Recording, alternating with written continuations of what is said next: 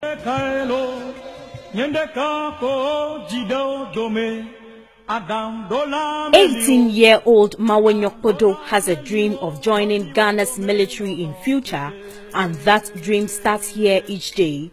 However, that dream will not be realized easily. Podo and his siblings, like many other children in Agodwe, have to swim their way through this river in a quest for education at Chabanya, one of the nearest communities. They put their uniforms and books in basins and hold the basins while swimming across the river.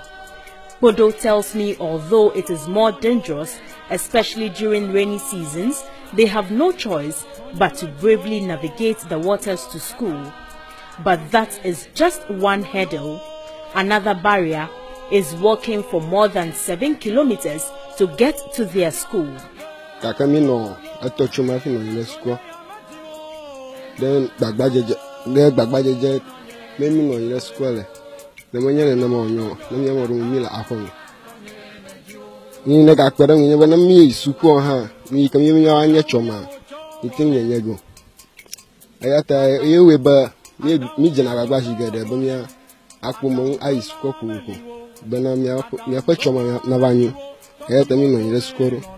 those that are lucky enough to meet the canoe provided by the district assembly some years ago cross the river using the canoe.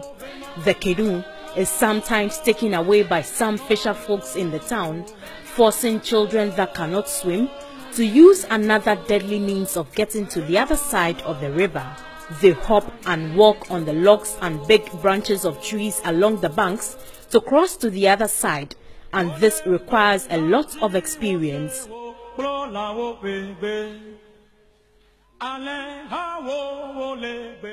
The other closest town to Agodwe is Tove, where some other pupils also attend school.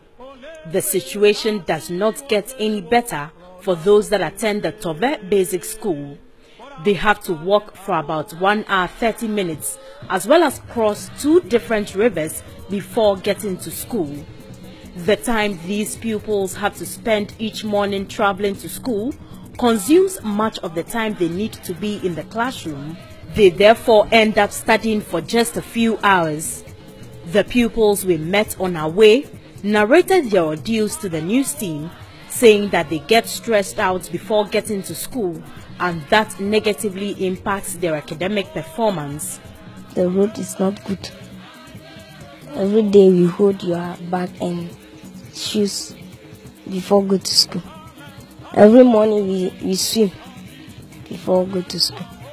We are told that here in the Agode community, children below the ages of 10 do not attend school. This is not because there's no school in this community. There's a fine 6-unit classroom block here in this town, but there are no teachers here to teach them. And parents cannot also afford to send their young ones to Tove, the nearest town, to cross 2 different streams or rivers at the peril of their lives just for education.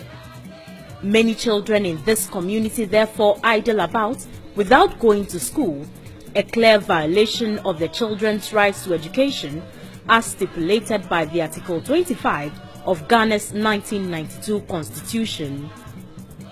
These 2 3-unit classroom blocks were built in 2010, but the school has been shut down because there are no teachers here to teach.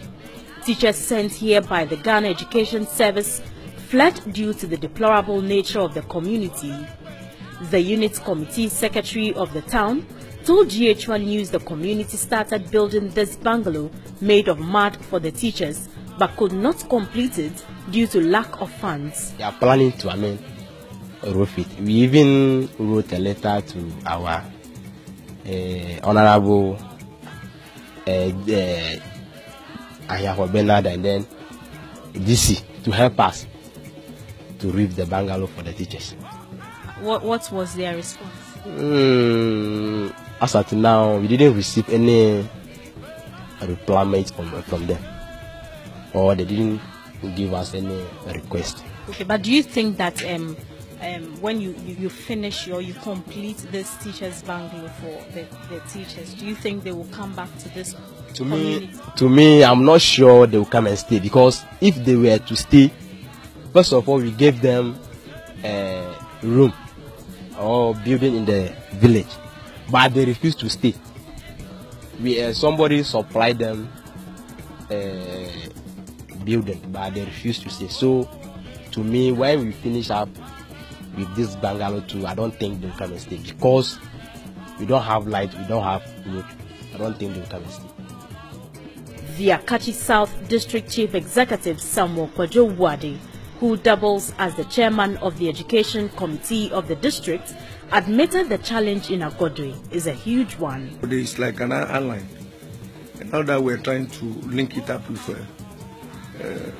Tove, Tove, which is the biggest community, attached to, closer to Agodwe. They have a problem because crossing if the river overflows banks, crossing the river become a problem for the teachers, and most of them doesn't know how to swim. So and when the river overflows, it doesn't take much time before it get down. So during that time, you see them. Most of them that comes from Akachi or Tova before going to the school, they don't go to school. But those who are staying there normally go to classes. I happened to call the opinion leaders there that why is it that they cannot get them accommodation?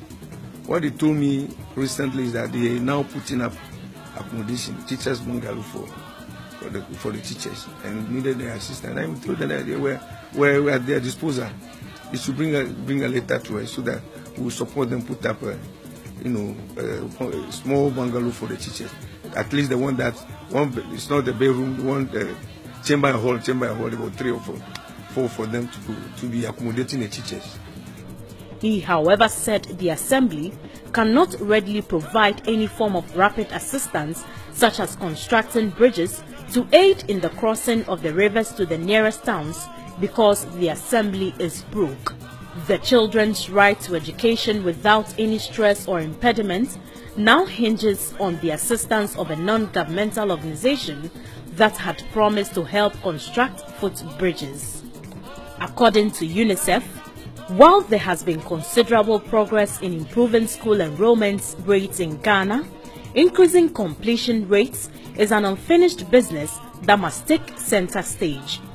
A 2015 UNESCO report titled Education for People and Planet states that only 53% of students in Ghana are able to complete junior high school education. Many children drop out because of barriers in accessing schools. As the situation stands now, there is the need for government to build bridges over the rivers to make schools accessible to the children of Agodwe, and also find ways of motivating teachers to stay and teach the pupils. Else, many constructed schools will just remain buildings, contributing nothing to the educational development of the children and also infringing on their right to education. Alice Aite, GH1 News, Agode.